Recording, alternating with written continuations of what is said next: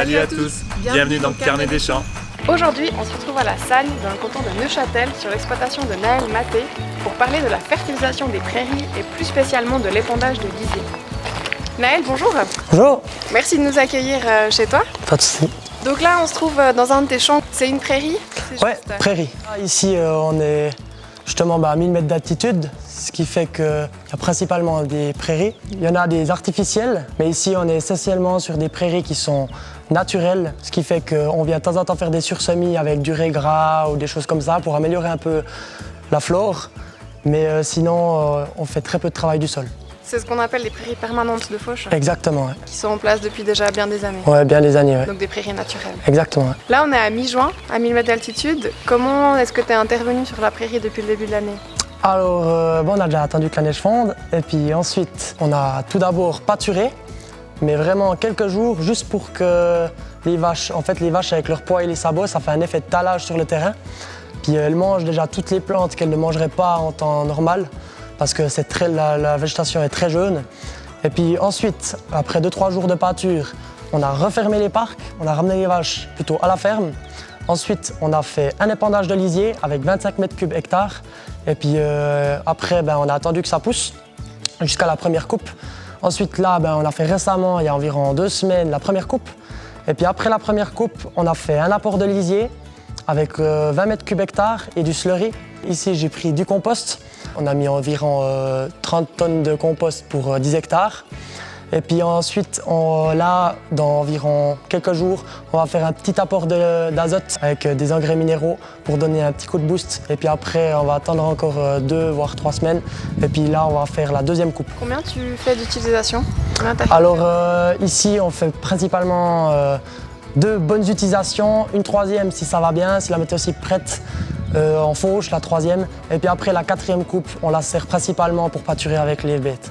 Donc on voit que la culture herbagère, c'est pas juste de laisser pousser l'herbe, on comprend bien qu'il faut s'en occuper. Est-ce que tu arrives un peu à nous dire les points clés pour avoir justement une bonne culture fourragère, une bonne qualité et aussi un bon rendement? C'est pas comme vraiment une culture en plaine ou comme ça, où c'est que si on se loupe un traitement, ça peut être vraiment dramatique. L'herbe, ma foi, elle pousse de façon naturellement. Mais après, justement, on peut bien améliorer son rendement grâce justement à plein de petites choses, plein de petits points clés comme l'épandage au bon moment, là où vraiment la végétation elle en a besoin. Mettre vraiment avant vraiment la reprise de la végétation et puis même quand on a fauché, quand ça reprend, c'est là que c'est vraiment le mieux. Après, faire ses amendements ou bien des apports d'engrais vraiment au bon stade. Et puis après, vu qu'ici on a beaucoup de bétail, essayer de travailler un maximum avec ce bétail pour essayer de valoriser justement, comme je l'ai dit au début, avec pâturer avant ou comme ça qui favorise le talage. Donc aujourd'hui, tu as justement fait un épandage de lisier. Ouais. Est-ce que tu peux nous présenter les différentes techniques qu'il y a pour justement épandre du lisier sur une prairie? Alors, il y a vraiment plein de techniques diverses qui se prêtent à plein de climats et surtout au terrain. Tout d'abord, principalement, il y a l'épandage à la palette. En fait, ça se met derrière à peu près tout type de cuve à lisier ou comme ça. Et puis en fait, c'est tout simplement un tuyau avec de la pression, ça arrive sur une palette. Et puis avec la palette, ça épand dans les airs et puis ça répartit dans les airs jusqu'au sol. Puis voilà, puis ça, c'est une technique qu'on utilisait beaucoup pour nos herbages, tout ça. Parce que ce qui fait qu'on n'a jamais de matière organique ou comme ça qui remonte avec si après on fait des coupes ou bien qu'on pâture. Mais par contre, le problème qu'il y a, c'est que justement, c'est dans les airs, tout l'ammoniac, il s'évapore, enfin pas tout, mais une bonne partie il s'évapore à l'épandage. Ce qui fait que ça va dans l'atmosphère. Le canton, il subventionne justement la réduction justement de ces émissions. Ce qui fait que maintenant, on a des subventions pour, par exemple, des pendiards. Alors là, le pendiard, c'est une nouvelle technique. C'est simplement des tuyaux, puis au lieu d'avoir la palette qui répartit partout, en fait, le lisier, il va dans une tête de répartition qui va par des tuyaux et qui conduit le lisier jusqu'au sol. Et puis il est simplement posé sur le sol. Le problème qu'il y a de ce pendiard, c'est des boudins environ tous les 10-15 cm. Ça fait des boudins avec de la matière organique. Ça la dépose sur l'herbe. L'herbe, elle pousse dessous et le boudin de matière organique monte avec l'herbe et il fait des longues lignes jaunes. Ce qui fait que en fait, pour nos herbages, tout ça, on retrouve la matière organique dans nos herbages au moment de la fauche ou bien de la pâture, ce qui fait qu'en fait ça diminue fortement la qualité de l'herbage. Si par exemple on pâture ou comme ça, les vaches le mangent très mal. Et puis encore si on fauche, on amène ça aux crèches des vaches, les vaches lingères, et après ça fait des butyriques, etc. Il y a encore une technique maintenant justement qui est assez récente, le vrai dos, avec justement un enfouisseur. Et puis ça c'est nouveau, en fait simplement on a des disques qui ouvrent le sol, comme ceux-ci. La terre est là. le disque ouvre le sol ici. Ensuite, le socle l'écarte légèrement. Ensuite, ici, on a la chaussette qui enfourne le lisier directement dans le sol.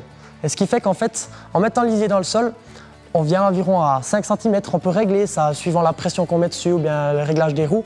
Mais soit en 5 cm, comme ça, on n'abîme pas la racine. Il se décomposera beaucoup mieux parce qu'il est en contact avec le sol. Aussi, il ne montera pas avec l'herbe. Il n'y a aucun risque que ça monte avec l'herbe. Et puis surtout, il est au plus près des racines. Et puis ça, il est disponible beaucoup plus rapidement. Après, il y a des systèmes qui sont aussi justement pour l'épandage, vraiment quand il pleut beaucoup. Ça va pas trop mal. Une citerne, ça va aussi, mais voilà, il faut vraiment que le terrain soit quand même relativement sec. Et puis après, il y a encore l'épandage au tuyau. Ça, c'est simplement de la fosse avec une pompe directement au tuyau. Puis là, vraiment, on peut y aller quand c'est très, très mouillé. Par contre, il faut les parcelles pour, il faut vraiment que ce soit près de la ferme. Voilà, ça se prête à certaines parcelles, mais pas à toutes, quoi. C'est pour ça qu'on vient avec des systèmes du genre. Et puis, avec le voisinage, ça se passe comment? J'ai eu des échos de tous mes voisins, justement. Au début, ils se disaient « Ah, une grosse machine comme ça, qu'est-ce que vous faites avec ça ?» Puis en fait, quand ils ont vu que ça sentait pratiquement plus rien quand on épandait le lisier. Ah, mais c'est vraiment fantastique. Vraiment, c'est les odeurs. Maintenant qu'il est dans le sol, on sent pratiquement plus rien. Naël, merci beaucoup de nous avoir reçus sur ton exploitation. Merci pour toutes ces explications et pas de souci. On te souhaite une bonne suite de saison. On espère que tu auras une deuxième coupe aussi belle que la première. Merci, ça faisait plaisir d'expliquer un petit peu au grand public ce qu'on fait pour réduire nos émissions. Voilà, merci beaucoup. Merci à toi. Évidemment, l'épandage de lisier est une pratique agricole très réglementée, que ce soit dans le temps ou dans l'espace. Dans le temps, il est interdit d'épandre sur sol gelé ou enneigé à cause des risques de lessivage. Il est également interdit d'épandre sur sol gorgé d'eau à cause des dégâts potentiels de compaction. Au niveau de l'espace, je pense qu'un schéma sera beaucoup plus parlant. Imaginons ici une source d'eau ou un puits. Des zones S1, S2 et S3 de protection des eaux sont définies en fonction du temps nécessaire à une bactérie pour rejoindre la zone de captage de l'eau. En zone S1, accessible en moins d'une journée, aucune activité agricole n'est autorisée. En zone S2, accessible en moins de 10 jours, l'épandage d'engrais liquides, donc de lisier, est interdit. À partir de la zone S3, accessible en moins de 20 jours, l'agriculteur pourra utiliser son lisier pour fertiliser ses cultures. Des bordures tampons doivent être mises en place le long des haies, bosquets, berges boisées, forêts et eaux superficielles pour protéger ces éléments des apports de fumure et de produits phytosanitaires. Le long des haies, bosquets et forêts, la bordure tampon doit atteindre 3 mètres de large avec interdiction d'épandage d'engrais sur toute la largeur. Dans le cas des cours d'eau et des plans d'eau, la largeur minimale de la bordure tampon doit atteindre 6 mètres et l'épandage est interdit sur les 3 premiers mètres. On se retrouve à la ferme de Nicolas et Christian Jeanneret. Nicolas, merci de nous accueillir sur ton exploitation. Est-ce que tu peux nous la présenter en quelques mots? Alors, notre exploitation se situe dans la vallée des Ponts de Martel. On a 1000 mètres d'altitude. C'est une production herbagère. On est 2 frères associés. Ici, c'est la ferme principale où c'est qu'il y a les vaches laitières. Et puis après, on a 2 autres fermes où c'est qu'on a des génisses. Et on fait un peu de travail aussi pour les autres, un petit peu d'entreprise, du SMI, 2-3 trucs comme ça. Ça a été construit en 2001 ici. C'est pas mal robotisé, ça veut dire qu'on a 2 robots de traite pour faire la traite. On a un robot, là on le voit, une traite chargée. Il y a un robot qui nettoie les bouses qui tombent dans la fosse. On a un robot qui repousse à manger aux vaches tous les 2 heures de temps. Et puis avec ça, ça nous donne de la souplesse, autant pour la famille, que quand on est dans les champs le soir, on a plus de temps. On fait un autre élevage nous-mêmes, ça veut dire qu'on élève tous les veaux génisses qu'on a, qui partent sur les 2 autres fermes. Là, on fait à peu près 3000 balles rondes par année, dans 1500 à peu près de silage, et puis 1000 de foin, et puis le reste c'est de la paille. Tu parles justement d'ensilage, de foin. On a vu ce matin une prairie de fauche avec Naël qui nous a expliqué qu'il ne suffit pas juste de faire pousser de l'herbe. On voit que c'est très technique, il faut revenir souvent sur la prairie pour avoir un fourrage de qualité. Est-ce que tu arrives à nous expliquer le cheminement depuis l'herbe qui est sur la prairie jusqu'à la nourriture qui va se trouver devant le museau de la vache? Chez Naël, ils sont un système, on va dire, aussi herbagé comme nous, la même chose. Mais seulement eux, ils n'ont pas de céréales. Ça veut dire qu'ils ont très peu de prairies artificielles. Alors nous, on a des prairies naturelles de foin, on a des prairies artificielles où c'est qu'on fait, après une céréale, on ressème de l'herbe, qu'on revient tous les 3, 4, 5 ans. Alors après le conditionnement, la ration des vaches laitières, elle se compose à peu près de 85% d'un silage d'herbe. Ça veut dire du fourrage qu'on fauche, qu'on fane une fois le jour, on le ramasse le lendemain. Ça fait à peu près 45% de matière sèche. Et puis ça, c'est à peu près de différentes coupes. On arrive à faire 4 coupes. Alors après, dans la mélangeuse, on fractionne des balles rondes dans la mélangeuse. Et puis après, on met un peu de foin de prairie naturelle qu'on a chez nous aussi. Et puis un petit peu de luzerne brun long pour amener de la fibre qu'on achète. Voilà. Donc quand tu dis foin, c'est quoi? Alors foin c'est du fourrage sec. Ça veut dire que c'est du fourrage qu'on laisse 3 jours sur le champ. On le fane 1-2 fois par jour, et puis on le conditionne en balle ronde, et il n'y a pas de plastique autour, ça veut dire que c'est sec. Tu nous as dit que tu avais des robots de traite. On voit aussi en arrière-plan que tes vaches sont en stabulation libre. C'est quoi pour toi les avantages et s'il y en a des inconvénients de ce type d'exploitation? Les vaches, elles sont libres par rapport à avant. Anciennement, les vaches elles étaient attachées et tout. Là, elles sont beaucoup mieux. Elles font ce qu'elles veulent, elles vont à la brosse électrique, elles se brossent le dos, elles vont manger. Après, elles vont au robot de traite, mais volontairement.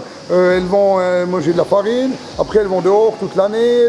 L'été, elles vont au champ manger de l'herbe. Elles sont vraiment libres de faire ce qu'elles veulent. C'est-à-dire qu'avant, une bête, elle était 6 mois attachée, et puis elle mangeait, elle se couchait, elle se levait. Ça, c'était vraiment dans ce système. Et c'est vrai que maintenant, par rapport, c'est beaucoup mieux. Qu'est-ce qui te passionne dans l'agriculture? Qu'est-ce qui fait que tu as décidé de suivre cette voie? C'est qu'il y a un changement tous les jours. On n'a jamais le même métier. C'est tellement varié que moi, je ne pourrais jamais faire tous les jours le même métier. Je veux dire, on fait de la mécanique, on fait du tracteur, on s'occupe des vaches, on fait de la comptabilité, on fait de la gestion, on s'occupe de la reproduction des vaches. Et puis, il faut être mordu, parce que voilà, c'est ça. Mais on aurait de la peine à faire autre chose. Toi qui es dans le milieu depuis pas mal d'années, du coup, est-ce qu'aujourd'hui, il y aurait quelque chose que tu aimerais changer, que ce soit dans le monde agricole ou dans le reste de la société? C'est de valoriser nos produits, puis pas croire qu'on n'est que des fois, entre guillemets, des pollueurs, on est les premiers écologistes, je veux dire, on vit de notre terrain, changer quelque chose, il ne faudrait pas toujours devoir baisser les prix pour produire plus, parce que nous on ne demande pas ça, nous on demande d'être rémunérés. Si on ne met pas une trop grosse pression sur les prix, pour moi ça peut aller comme ça, mais il ne faut pas toujours nous mettre une pression sur le prix, produire plus, travailler plus, puis après, après c'est la vie de famille qui pâtit, ou etc. C'est ça. Autrement, changer la société. Mais si on fait des bons produits, que les gens consomment ces produits, qui sont contents, pour moi, ça continue comme ça. Il n'y a pas de raison. Et puis alors, tes produits, là, essentiellement, c'est du lait que tu produis. Où est-ce qu'on peut le retrouver? Alors, nos produits, nous, c'est essentiellement du lait du lait d'industrie. J'aime pas trop ce lait industrie, parce qu'on a l'impression que c'est du lait qui sort des robots et trucs, mais non, c'est du lait qui a été donné avec de l'ensilage, et puis avec ça, on appelle l'appellation lait d'industrie. Et il part tous les 2 jours, le camion vient chercher le lait, et on fait des briques de lait, du beurre, de la crème, des yogourts, qu'on retrouve dans différentes grandes surfaces en Suisse. Est-ce qu'il y a autre chose que tu aimerais partager avec nous? On espère que ça intéresse des gens derrière. Puis, il ne faut pas qu'ils hésitent, pour que le consommateur n'hésite pas à poser des questions, qu'il s'intéresse, et pas qu'il se fasse des idées, des fois des priori qui ne sont pas justes. Un grand merci en tout cas Nicolas de vous avoir reçu sur votre exploitation où tu es avec ton frère. On te souhaite tout de bon pour la suite de la saison et à bientôt. Merci, à la prochaine. Merci. Alors selon vous, comment augmenter l'efficience de son lisier en tant qu'engrais? Eh bien simplement en augmentant son pouvoir de minéralisation. Plus facile à dire qu'à faire, n'est-ce pas? C'est pour ça que chez Timac AgroSuisse, on vous propose une solution clé en main qui s'appelle Slurry Active. Slurry Active est un additif contenant des extraits organiques riches en composés colloïdaux, stimulateurs des micro-organismes des sols. Grâce à cette activation, on enregistre en moyenne des rendements augmentés de 10%, et cet effet se prolonge sur plusieurs coupes successives. Idéalement, le Slurry Active doit être pompé en même temps que le lisier directement dans la citerne. C'est pour ça que nous vous proposons une pompe qui va vous permettre de gérer et de quantifier précisément le volume de produit qui sera pompé. Et ceci grâce à une télécommande. Sur votre demande, nous pouvons faire intervenir un professionnel qui viendra installer la machine sur votre exploitation. Nous avons de plus en plus d'obligations mais aussi d'intérêts à optimiser et mieux gérer toute source de fertilisation azotée. Dans le cadre de la fertilisation avec le lisier, Slurry Active s'impose comme une véritable réponse. À bientôt dans Carnet des Champs.